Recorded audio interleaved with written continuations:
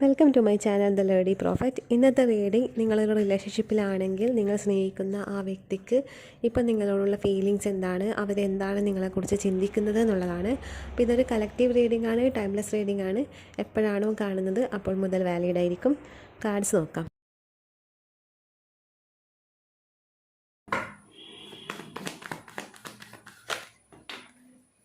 Page of swords,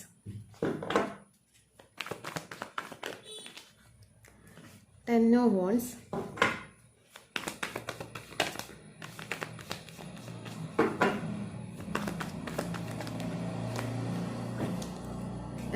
താഴെ പോയ കാർഡാണ് ഫോർ ഓഫ് സോർഡ്സും ടു ഓഫ് പെൻറ്റക്കിൾസും. Moon,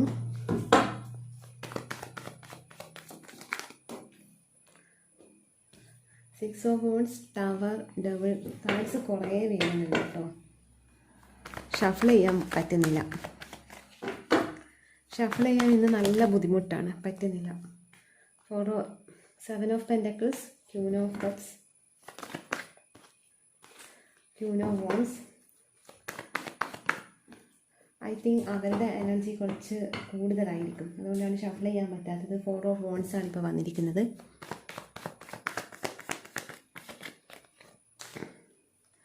five of wands. കണ്ടോ കാർഡ്സ് ഒരുപാട് വീഴുന്നത്. Ace of swords, king of wands.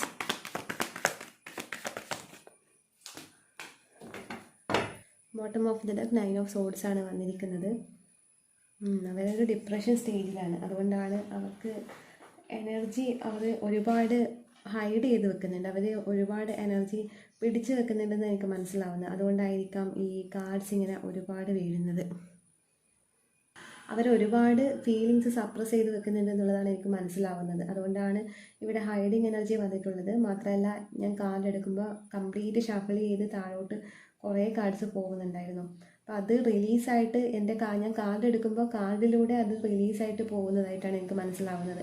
അതായത് അവർ ഹൈഡ് ചെയ്ത് വെക്കുന്നുണ്ടെങ്കിലും കാർഡിലൂടെ അത് ഓവർഫ്ലോ ആയിട്ട് വീഴുന്നുണ്ട്. അതാണ് ഞാൻ ഉദ്ദേശിച്ചത്.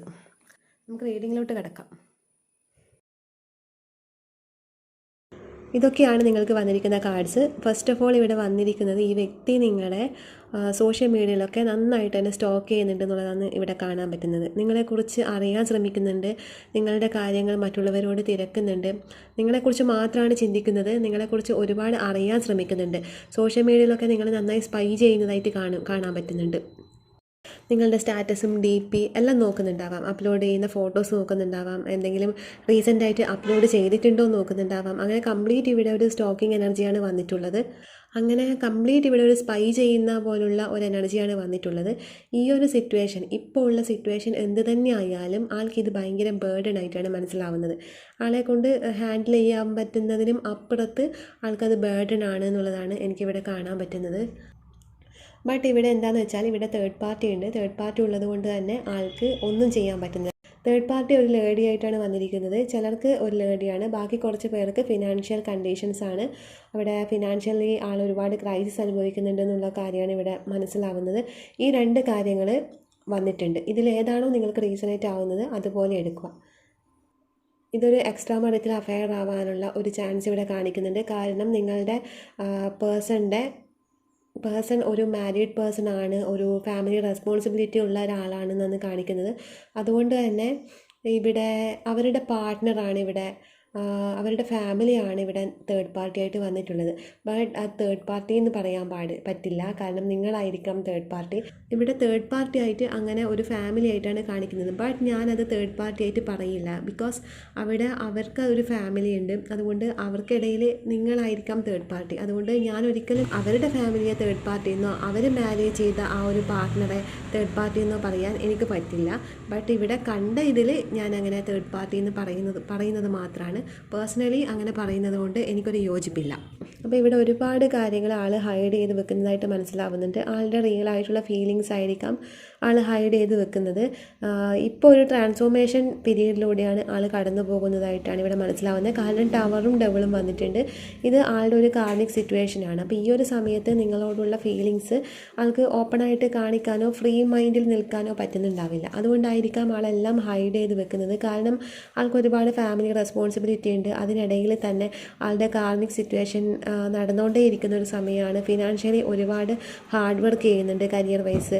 അതായത് രാവും പകലും ഇല്ലാതെ അധ്വാനിക്കുന്ന ഒരു വ്യക്തിയാണ് ഇവിടെ കാണാൻ പറ്റുന്നത്. അതിലാൾ ഒരുപാട് വിഷമിക്കുന്നുണ്ട്. മീൻസ് ഇപ്പോഴുള്ള സാഹചര്യം എല്ലാം കൊണ്ടും ഒന്നും ആൾക്ക് ഹാൻഡിൽ ചെയ്യാൻ പറ്റുന്നില്ല. ഫിനാൻഷ്യലി ആണെങ്കിൽ പറ്റുന്നില്ല, ഫാമിലി വൈസ് ആണെങ്കിൽ പറ്റുന്നില്ല, നിങ്ങളുടെ കാര്യവും പറ്റുന്നില്ല. അങ്ങനെ ഈ വ്യക്തിയുടെ ലൈഫിലെ ഓരോ ഏരിയയും ആൾക്ക് ഹാൻഡിൽ ചെയ്യാൻ പറ്റുന്നില്ല. പിന്നെ ഈ ഒരു റിലേഷൻ ആൾക്ക് ഒരു കമ്മിറ്റ്മെൻറ്റിലോട്ടേക്ക് കൊണ്ടുവരണമെന്ന് താല്പര്യമുണ്ട്. ബട്ട് അതും ആൾക്ക് പറ്റുന്നില്ല. ഇമോഷണലി നിങ്ങളോട് ഡിറ്റാച്ച്ഡ് ആയിട്ട് നിൽക്കുന്നതായിട്ടാണ് ഇവിടെ കാണാൻ പറ്റുന്നത്. നിങ്ങളോട് ഓവറായിട്ടുള്ള ഒരു ഒബ്സഷൻ, അട്രാക്ഷൻ, പിന്നെ ഒരു സെക്ഷൽ നീഡ്സൊക്കെ ഉള്ളതായിട്ട് കാണാൻ പറ്റുന്നുണ്ട്. ഫിസിക്കലി അട്രാക്ഷൻ ഹൈലി ഇവിടെ കാണാൻ പറ്റുന്നുണ്ട്. രണ്ടു പേർക്കും ഉണ്ടാവാം ഫിസിക്കൽ അട്രാക്ഷൻ. ബട്ട് ആളുടെ ലൈഫിൽ അധികാരമുള്ള ഒരു വ്യക്തിയുണ്ട്. അതായത് ഇവരുടെ മേലെ ആ വ്യക്തിക്ക് പൂർണ്ണ അധികാരമുണ്ട്. അത് ഹസ്ബൻഡായിരിക്കാം, വൈഫായിരിക്കാം. അപ്പം അങ്ങനെ ഉള്ളത് കൊണ്ട് തന്നെ ഈ റിലേഷനിൽ പ്രത്യേകിച്ച് ഈ വ്യക്തിക്കായിട്ട് ഒന്നും ചെയ്യാൻ പറ്റുന്നില്ല. അതുകൊണ്ട് ആളിപ്പോൾ ഇമോഷണലി ഡിറ്റാച്ച്ഡ് ആയിട്ട് നിൽക്കുന്നതായിട്ടാണ് കാണാൻ പറ്റുന്നത്. നിങ്ങളോട് അത്രയും അങ്ങോട്ട് അടുപ്പം കാണിക്കുന്നുണ്ടാവില്ല. നിങ്ങളെ അവോയ്ഡ് ചെയ്യുന്നുണ്ടാവാം, നിങ്ങളെ മാറ്റി നിർത്തുന്നുണ്ടാവാം. ഇതൊക്കെ കാരണം എന്ന് വെച്ചാൽ ആൾക്ക് ആളുടെ ലൈഫ് സിറ്റുവേഷൻ എന്ന് പറയുന്നത് കുറച്ച് ഇപ്പോൾ ഒരു ഡിഫിക്കൽട്ട് സിറ്റുവേഷനിലൂടെയാണ് കടന്നു പോകുന്നത്. അപ്പോൾ എല്ലാം കൂടി ആൾക്ക് ഹാൻഡിൽ ചെയ്യാൻ ഒരുപാട് ബുദ്ധിമുട്ടാണ്. അതുകൊണ്ടാണ് ഇപ്പോൾ നിങ്ങളെ അകറ്റി നിർത്തുന്നതായിട്ട് കാണാൻ പറ്റുന്നത്. എന്തൊക്കെയോ വഴക്കിട്ട് ബ്രേക്കപ്പ് സിറ്റുവേഷനിൽ നിൽക്കുന്ന ആൾക്കാരെയും കാണാൻ പറ്റുന്നുണ്ട്. കംപ്ലീറ്റ് ആയിട്ട് നോക്കുമ്പോൾ ഇവരുടെ ഓവറോൾ എനർജി വന്നിരിക്കുന്നത് 9 ഓഫ് സോഡ്സ് ആണ്. ആൾ ഭയങ്കര ഒരു ഡിപ്രഷൻ സ്റ്റേജിലൂടെയാണ് കടന്നു പോകുന്നത്. അതിന് കാരണം എന്ന് വെച്ചാൽ ആളുടെ കർമ്മ ഒരു കഴിയുന്നൊരു ടൈമാണ്. അതുകൊണ്ട് തന്നെ പെട്ടെന്നുള്ളൊരു ട്രാൻസ്ഫോർമേഷനാണ് ഇവിടെ കാണാൻ പറ്റുന്നത്. ഇവർ പോലും വിചാരിക്കാതെ ഇവരുടെ ലൈഫിൽ സഡൻ ആയിട്ട് എന്തോ ഒരു കാര്യം നടന്നിട്ടുണ്ട്. അപ്പോൾ ആ ഒരു കാര്യത്തിൽ ഉള്ളത് കൊണ്ട് നിങ്ങളെക്കുറിച്ച് ചിന്തിക്കുന്നുണ്ടോ എന്ന് ചോദിച്ചാൽ ഒരുപാട് ചിന്തിക്കുന്നുണ്ട്. അതാണ് ഇവിടെ കംപ്ലീറ്റ് ആയിട്ട് ഒരു സ്പൈ ചെയ്യുന്ന ഒരു എനർജി വന്നിരിക്കുന്നത്. നിങ്ങളെക്കുറിച്ച് ഒരുപാട് ചിന്തിക്കുന്നുണ്ട്. ബട്ട് ഇവിടെ ആൾക്ക് പ്രത്യേകിച്ച് ഈ ഒരു റിലേഷനിൽ ഒന്നും ആക്ഷനൊന്നും എടുക്കാൻ പറ്റാത്തത് കൊണ്ട് ജസ്റ്റ് ഈ ഒരു സമയം നിങ്ങളിൽ നിന്നും ഡിറ്റാച്ച്ഡ് ആയിട്ട് നിൽക്കുന്നതായിട്ടാണ് കാണാൻ പറ്റുന്നത്. പിന്നെ നിങ്ങളെ ആൾ എങ്ങനെ ഒന്ന് ബാലൻസ് ചെയ്ത് കൊണ്ടുവരണമെന്നും കൂടി ചിന്തിക്കുന്നുണ്ട്. ഇപ്പോഴുള്ള സിറ്റുവേഷനിൽ ഒരു ട്രാൻസ്ഫോർമേഷൻ വന്ന് നിങ്ങളെ മീറ്റ് ചെയ്യണമെന്ന് ആഗ്രഹിക്കുന്നുണ്ട്. ഒരിക്കലും ഇതുവരെ മീറ്റ് ചെയ്യാത്ത ആൾക്കാരാണെങ്കിൽ നിങ്ങൾ നേരിട്ട് വന്ന് കണ്ട് ഒന്ന് സംസാരിക്കണം എന്നൊക്കെ ആഗ്രഹിക്കുന്നുണ്ട്. പക്ഷേ ഇവിടെ ആക്ഷനൊന്നും എടുക്കുന്നത് കാണുന്നില്ല. ആൾ വരും, നിങ്ങളെ മീറ്റ് ചെയ്യാൻ വേണ്ടി വരണം എന്നുള്ളൊരു ചിന്തയാണ് ആൾക്കിപ്പോൾ കാണുന്നത്. മേ ബി മീറ്റ് ചെയ്ത് ഇവരുടെ സിറ്റുവേഷനൊക്കെ നിങ്ങളോടൊന്ന് ഓപ്പണായി പറഞ്ഞ് മ്യൂച്വൽ അണ്ടർസ്റ്റാൻഡിങ് പോകാനായിരിക്കാം ഈ വ്യക്തി ആഗ്രഹിക്കുന്നത്. അങ്ങനെ ഒരു എനർജി ഇവിടെ വന്നിട്ടുണ്ട്. അല്ലാതെ ഈ ഒരു റിലേഷൻ മുന്നോട്ട് കൊണ്ടുപോകാൻ പറ്റില്ല. രണ്ടുപേരും പരസ്പരം മനസ്സിലാക്കി മുന്നോട്ട് കൊണ്ടുപോകാൻ പറ്റുമെങ്കിൽ മാത്രമേ ഇത് മുന്നോട്ട് പോകൂ. അല്ലാതെ ഇത് നേരായ വഴിക്ക് മുന്നോട്ട് കൊണ്ടുപോകാനോ ഒരു കമ്മിറ്റ്മെൻറ്റോ ഇതിന് സാധ്യമല്ല എന്നാണ് കാണിക്കുന്നത്. ഒരിക്കലും മാരേജ് പോസിബിളായിട്ട് കാണുന്നില്ല. കാരണം എന്തൊക്കെയോ ഒരുപാട് ഡിഫിക്കൽട്ടായിട്ടുള്ള ഒരു സിറ്റുവേഷനിലൂടെയാണ് ഈ സമയത്ത് കടന്നു പോകുന്നത്. ഇപ്പോൾ അടുത്തൊന്നും ഒരു മാരേജ് നിങ്ങൾ പ്രതീക്ഷിക്കേണ്ട. ഈ വ്യക്തിൻ്റെ അടുത്ത് നിന്ന് ഈ അടുത്തൊന്നും ഒരു മാരേജോ കമ്മിറ്റ്മെൻറ്റോ അങ്ങനെയൊന്നും നിങ്ങൾ പ്രതീക്ഷിക്കരുത് എന്നാണ്. കാരണം ഇപ്പോൾ അതിനുള്ള ഒരു അനുകൂലമായിട്ടുള്ള സമയമല്ല. അല്ല, ഇപ്പോൾ ഈ ഒരു റിലേഷൻ ഒരു മാരേജിലോട്ടൊക്കെ പോയാൽ തന്നെ അത് നല്ല രീതിക്ക് മുന്നോട്ട് പോകില്ല എന്നാണ് കാണുന്നത്. സമയം ഒട്ടും അനുകൂലമായിട്ട് കാണുന്നില്ല. നിങ്ങളോട് ഇമോഷണലി ഇവിടെ അറ്റാച്ച്മെൻറ്റ് ഈ സമയത്ത് കാണുന്നില്ല. നിങ്ങൾക്കാണ് ഇവിടെ ഇമോഷണൽ അറ്റാച്ച്മെൻറ്റ് ഒരുപാട് കാണുന്നത്. ബട്ട് ഈ വ്യക്തി ഭയങ്കര പ്രാക്ടിക്കലായിട്ടാണ് ചിന്തിക്കുന്നത്. നിങ്ങൾ ഈ വ്യക്തിയോട് ഈ റിലേഷനോട് ഒരുപാട് അറ്റാച്ച്ഡ് ആയിട്ട് കാണിക്കുന്നുണ്ട്. ഈ വ്യക്തിയെല്ലാം പ്രാക്ടിക്കലായിട്ട് ചിന്തിക്കുന്നത് കൊണ്ട് വരും വരായികകളൊക്കെ നോക്കിയിട്ട് മാത്രമേ ഇവരൊരു ആക്ഷൻ എടുക്കൂ. അതുകൊണ്ട് ഇവരിപ്പോൾ തിങ്ക് ചെയ്യാണ് എന്ത് വേണം എന്നുള്ളത്. അതുകൊണ്ട് ഈ സമയത്തൊന്നും യാതൊരു ആക്ഷൻ എടുക്കാനുള്ള ചാൻസ് ഇല്ല. ഇവരുടെ അടുത്ത് നിങ്ങൾക്ക് തോന്നുന്ന ആ ഇമോഷൻസ് നിങ്ങൾ ജസ്റ്റ് ഒന്ന് ലെറ്റ് ഗോ ചെയ്യണം. ആ സമയത്ത് നിങ്ങളിലേക്ക് ഒരു കമ്മിറ്റ്മെൻറ്റ് വരാനുള്ള ചാൻസ് ഉണ്ട്. അത് എപ്പോഴാണോ നിങ്ങൾക്ക് ഇത് പറ്റുന്നത് അപ്പോൾ മാത്രമേ ഇനി ഈ ഒരു റിലേഷനിൽ ഒരു മൂവ്മെൻറ്റ് ഉണ്ടാവൂ. അത്ര വരെ ഈ ഒരു റിലേഷൻ ഇങ്ങനെ തന്നെ പോയിക്കൊണ്ടേയിരിക്കും.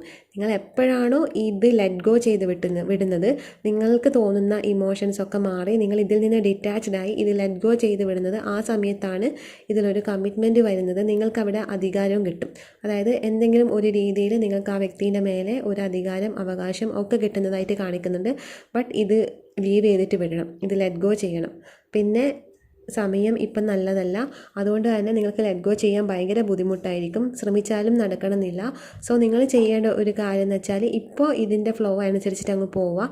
ഒരു 3 മാസമൊക്കെ കഴിയുമ്പോൾ ഈ എനർജിയിൽ ചേഞ്ച് വരും. അപ്പോൾ ഈ എനർജിയിൽ ചേഞ്ച് വന്ന് കഴിയുമ്പോൾ നിങ്ങൾക്ക് അവിടെ നിന്ന് ലെറ്റ് ഗോ ചെയ്യേണ്ട ഒരു മൈൻഡ് സെറ്റും കൂടി അവിടെ വരും. ഇവിടെ കാണാൻ പറ്റുന്നത് എല്ലാതരം ഇമോഷൻസും ഹൈഡ് ചെയ്ത് വെച്ചിട്ടാണുള്ളത്. നിങ്ങളോട് അഡിക്ഷനും എല്ലാ തരത്തിലുള്ള ഇമോഷനും ഉണ്ട്, പക്ഷേ എല്ലാം ഹൈഡ് ചെയ്ത് വെച്ചിട്ടാണുള്ളത്.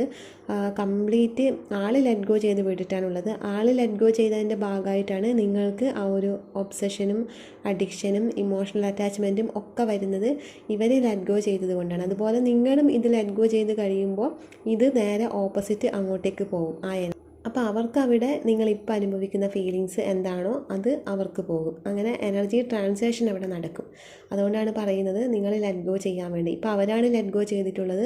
അവർ ലെറ്റ് ഗോ ചെയ്തതിൻ്റെ ഭാഗമായിട്ടാണ് നിങ്ങൾക്ക് അവരോട് തോന്നുന്ന അഡിക്ഷൻ, നിങ്ങൾക്കിവിടെ അവരോട് ഭയങ്കരമായിട്ട് ഒരു ഒബ്സഷനും അഡിക്ഷനും ഒക്കെ എനിക്ക് കാണാൻ പറ്റുന്നുണ്ട്. അത് ഈ ഒരു കാരണം കൊണ്ടാണ്. പിന്നെ രണ്ടുപേരും ലെറ്റ് ഗോ ചെയ്ത് കഴിയുമ്പോൾ പ്രകൃതിയായിട്ട് തന്നെ അവിടെ ഒന്നിപ്പിക്കും. അങ്ങനെയാണ് ഈ റിലേഷൻ്റെ ഒരിത് വരുന്നത്. മീൻസ് രണ്ടുപേരും അവിടെ ലെറ്റ് ഗോ ചെയ്യുമ്പോൾ രണ്ടാളും അവിടെ ആക്ഷൻ എടുക്കില്ല.